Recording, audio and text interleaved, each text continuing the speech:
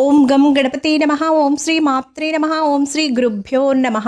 వైశాఖ పురాణము 19వ అధ్యాయము పిశాచత్వ విముక్తి.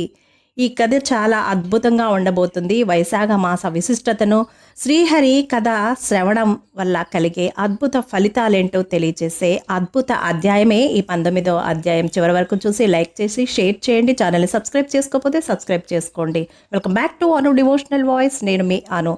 నారదుడు అంబరీషునకు వైశాఖ మహత్యము ఇంకా వివరించుచున్నాడు. శృతకీర్తి శృతదేవునికి నమస్కరించి, ఇంకను వైశాఖ మహత్యమును దయవుంచి నాకు వివరించండి అని ప్రార్థించెను. అప్పుడు శృతదేవుడు ఇలా అంటున్నాడు: రాజా, జన్మ జన్మల పుణ్యమున్నప్పుడే భగవంతుడగు శ్రీహరి మహిమను, వ్రతముల గొప్పదనమును తెలుసుకోవాలి అనే బుద్ధి కలుగుతుంది. ఇట్టి ఆసక్తి గల నీవు భాగ్యశాలివి. మరెన్నో శుభ లాభములు నీకు మున్ముందు కాలమున ఉండుట చేతనే నీకిట్టి కోరిక కలిగినది. ఇట్టి నీకుగాక మరెవరికి చెప్పుదును, వినుము అని ఇలా చెప్పసాగాడు. వైశాఖమున సూర్యుడు మేషరాశి అందుండగా ప్రాతకాల స్నానమును ఆచరించి శ్రీహరిని పూజించి శ్రీహరి కథను విని యథాశక్తిగా దానములు చేసిన వారు శ్రీహరి లోకమునకు తప్పక చేరుదురు. వైశాఖ పురాణమును చెప్పుచుండగా దానిని శ్రద్ధగా వినక మరి ఒక దానిపై ఆసక్తి కలిగిన మూఢుడు అజ్ఞాని రౌరవమును నరకమును పొంది పిశాచి అయ్యుండును.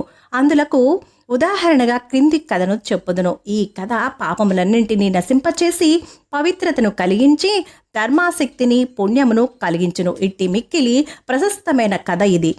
శ్రద్ధగా వినుము అని ఇలా చెప్పసాగారు. పూర్వము గోదావరి తీరమున బ్రహ్మేశ్వరమను పుణ్యక్షేత్రము కలదు. అచట దుర్వాస మహాముని శిష్యులు సత్యనిష్ఠుడు తపోనిష్ఠుడు అనువారు అచట ఉండిరి. వారిద్దరూ మహాజ్ఞానులు, సర్వ సంఘ పరిత్యాగులు, ఉపనిషత్తులను బాగుగా చదివినవారు, అందలి భావమును గ్రహించినవారు. వారు భిక్షాన్నమును మాత్రమే భుజింతురు. మిక్కిలి పుణ్యశాలురు. వారు అచట భృగు ప్రస్రవణము అను తీర్థము సమీపములో నివాసము ఉండిరి. వారిద్దరిలో సత్యనిష్ఠుడు శ్రీహరి కథల యందు ఆసక్తి కలవాడు. చెప్పువారు లేకున్నచో తానే శ్రీహరి కథలను వివరించును. శ్రీహరి కథలు ఎవరైనా చెప్పుచున్నచో శ్రద్ధగా వినును. వీరెవరూ లేకున్నచో విష్ణు కథలను తలుచుకొనుచో శ్రీహరికి ప్రీతి కలిగించు పనులను చేయుచుండును. శ్రీహరి కథలను చెప్పువారున్నచో రాత్రింబవళ్ళు తన పనులను మాని వానిని వినిచుండును. అట్లే విన్నవారున్నచో తాను రాత్రింబవళ్ళు శ్రీహరి కథలను వివరించును.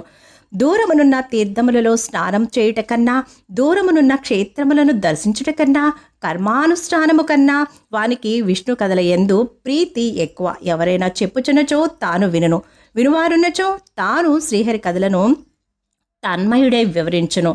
విష్ణు కథ శ్రవణము లేనప్పుడు స్వకార్యములను చేసుకొనను. విష్ణు కథ సమాసక్తమునకు సంసార బంధముండదు కదా. శ్రీహరి కథలను వినుట వలన చిత్తశుద్ధి కలుగును, విష్ణు భక్తి పెరుగును, విష్ణువుపై ఆసక్తి సజ్జనుల యందు ఇష్టము పెరుగును. నిరంజనము నిర్గుణమునకు పరబ్రహ్మమును వారి హృదయమున స్ఫురించును. జ్ఞానహీనుని కర్మ నిష్ఫలము కదా. దుష్టులు కర్మలెన్నింటిని చేసినను వ్యర్థములే. గ్రుడ్డివానికి అద్దమును చూపిన ప్రయోజనమేమి? కావున చిత్తశుద్ధిని సాధింపవలేను. చిత్తశుద్ధి వలన శ్రీహరి కథాసక్తి కలుగును. అందువలన జ్ఞానము కలుగును. అట్టి జ్ఞానము వలన ధ్యానము ఫలించును. కావున పెక్కు మార్లు విష్ణు కథ శ్రవణము, ధ్యానము, మననము ఆవశ్యకములు. శ్రీహరి కథలు సజ్జనులు లేని చోటు గంగా తీరమైనను విడువదగినదే. తులసి వనమున శ్రీహరి ఆలయము, విష్ణు కథ లేని చోట మరణించిన వాడు తామసమను నరకమును పొందును. శ్రీహరి ఆలయము గాని, కృష్ణ మృగము గాని, విష్ణు కథ గాని, సజ్జనులు కానీ లేని చోట మరణించిన వారు చాలా జన్మల యందు కుక్కగా జన్మెంతురు. సత్యనిష్ఠుడి విధముగా ఆలోచించి విష్ణు కథ శ్రవణము, ప్రసంగము, మరణము, స్మృతి మునగనవి ముఖ్యములని తలచును. ఇంకొకడు తపోనిష్ఠుడు. వీనికి పూజ జపాది కర్మలనిన ఇష్టము. వానినెప్పుడునూ మానక పట్టుదలతో చేయుచుండును. శ్రీహరి కథలను వినడు, చెప్పడు. ఎవరైనా చెప్పుచున్నచో తీర్థ స్నానమునకు పోవును. తీర్థ స్నాన సమయమున శ్రీహరి కథ ప్రసంగము వచ్చినచో తన పూజాది కర్మ కలాపములు పాడవునని దూరముగా పోవును. అతని ననుసరించి ఇండువారును స్నానాది కర్మలను ఆచరించి తమ ఇంటి పనులను చేసుకొనుట ఎందు ఇష్టము కలవారయ్యుండును. ఇట్లెంతకాలము గడిచినను తపోనిష్ఠుడు కర్మానుష్ఠానము తప్ప శ్రీహరి కథా శ్రవణము, చింతనము, స్మృతి మునగవు వానిని ఎరుగడు.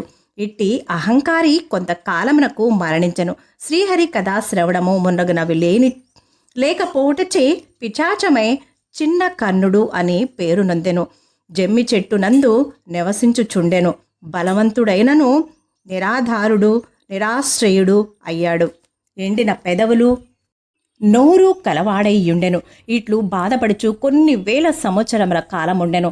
వాని సమీపమునకు వచ్చువారు లేక మిక్కిలి బాధపడుచుండెను.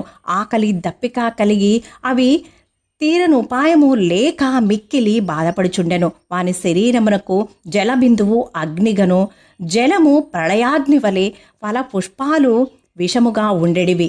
ఈ విధముగా కర్మ పరాయణుడగు తపోనిష్ఠుడు పలు విధములుగా బాధలను పడెను. నిర్జనమైన ఆ అడవి యందు మిక్కిలి బాధపడుచుండగా ఒకనాడు సత్యనిష్ఠుడు పనిపై పైటీనస పురమునకు పోవుచు ఆ ప్రాంతముకు వచ్చెను. అతడు పెక్కు బాధలను అనుభవించుచున్న చిన్న కన్నుని చూసెను. దుఃఖించుచు శరణాగతుడైన వానికి భయపడకుము అని ధైర్యము చెప్పి వాని బాధకు కారణము అడిగెను. అతడు నేను కర్మనిష్ఠుడను వాడను, దూర్వాస మహాముని శిష్యుడను, కర్మ పరతంత్రుడనై శ్రీహరి కథా శ్రవణాదులను చేయనివాడను, మూఢుడనై కర్మలని ఆచరించుట వలన ఇట్టి వాడనైతిని అని తన వృత్తాంతమంతయు వానికి చెప్పెను. నా అదృష్టవశమున మీ దర్శనమైనది, నన్ను మీరే రక్షించవలయను అని పలు విధములుగా ప్రార్థించెను. వాని పాదములపై పడి దుఃఖించెను. సత్యనిష్ఠుడు వానిపై జాలిపడెను. తాను 2 గడియల కాలము వైశాఖ పురాణ శ్రవణము చేసిన ఫలమును వానికి దారపోసెను. ఆ మహిమ వలన కర్మనిష్ఠుని పాపములు తొలగెను. వాని పిచాచ రూపము పోయి దివ్య దేహము కలిగెను. కర్మనిష్ఠుడు సత్యనిష్ఠునికి నమస్కరించి కృతజ్ఞతను తెలిపి శ్రీహరి పంపగా వచ్చిన దివ్య విమానమునెక్కి శ్రీహరి సాన్నిధ్యమునకు పోయెను. సత్యనిష్ఠుడును వైశాఖమాస మహత్య మహిమనకు విస్మయపడుచు తన గమ్యమగు పైటీనస పురమునకు పోయెను.